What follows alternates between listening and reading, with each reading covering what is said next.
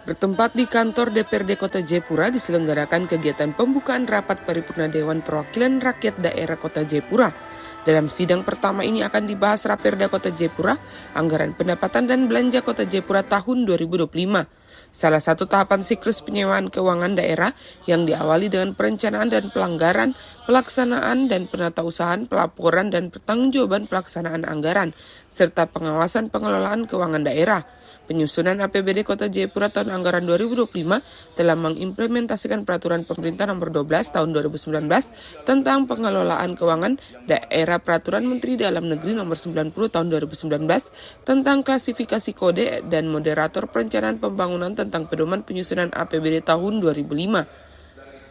Dalam pidato PJ Wali Kota Jayapura Christian Soilait, ia mengatakan pengeluaran wajib bagi pemerintah daerah merupakan penebalan yang harus dipenuhi oleh pemerintah daerah, yang meliputi pertama, anggaran fungsi pendidikan sebesar 20%, anggaran fungsi kesehatan sebesar 10%, anggaran menjadi terstruktur sebesar 40%, anggaran belanja pengawasan di atas 1 miliar sampai dengan 2 triliun paling sedikit sekitar 0,75% dari total belanja daerah di atas 10 triliun rupiah.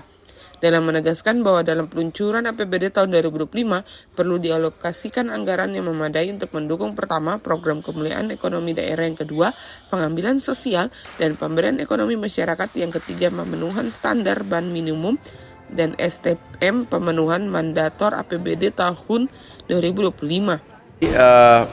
Bersyukur karena kita mulai pembukaan sidang APBD 2025 dan ini pelaksanaan sidangnya memang dalam masa-masa saat kampanye. Karena itu terima kasih karena DPR sudah meluangkan waktu untuk kegiatan tahun ini. APBD tahun 2025 kami masih pakai plafon tahun 2024, yaitu sebesar 1,6 triliun. Begitu. Kenapa kita pakai APBD 2024? Karena sampai dengan hari ini seluruh sumber dana yang kami terima itu belum fix final. Begitu. Karena itu ada kemungkinan dia akan bertambah ke atas, tapi kemungkinan juga dia turun. Tapi kita berharap dia tidak turun, dia akan bertambah. Dan ya, dalam beberapa hari ini akan terjadi pembahasan dalam sidang komisi, kemudian fraksi. Lalu dari 1,6 triliun ini kita arahkan kemana? Pertama itu ke belanja belanja aparatur, tapi juga kepada belanja publik yang bersifat prioritas. Apa itu? Pendidikan 20% wajib.